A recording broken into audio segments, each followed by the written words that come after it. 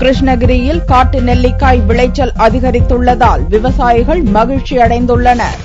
கிருஷ்ணகிரி மாவட்டம் ஆட்டுக்காரன்பட்டி, சப்பானிப்பட்டி, ஜெகதேவி உள்ளிட்ட பல்வேறு பகுதிகளில் கலப்பின வகை நெல்லிக்காய் சாகுபடி செய்யப்படுகிறது.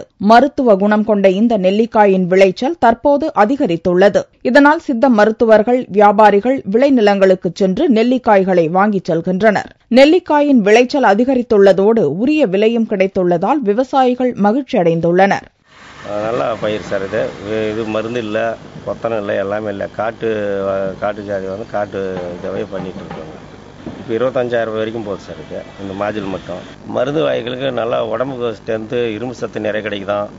அதை தேநீரெல்லாம் போட்டு சாப்பிட்றாங்களாம் கேரளாவில். ஃபர்ஸ்ட் கிளாஸாக இது ஒரு மெடிசன் சார். மக்கள் மத்தியத்தில் இது நல்ல ஒரு பயிர். நல்லா இது பயிர் நல்லா இருக்கும். நெல்லிக்காய் சாகுபடி செய்ய குறைந்த அளவு தண்ணீர் போதும் என்பதால் கிருஷ்ணகிரி மாவட்ட விவசாயிகள் நெல்லிக்காய் சாகுபடியில் ஆர்வமுடன் ஈடுபட்டுள்ளனர்.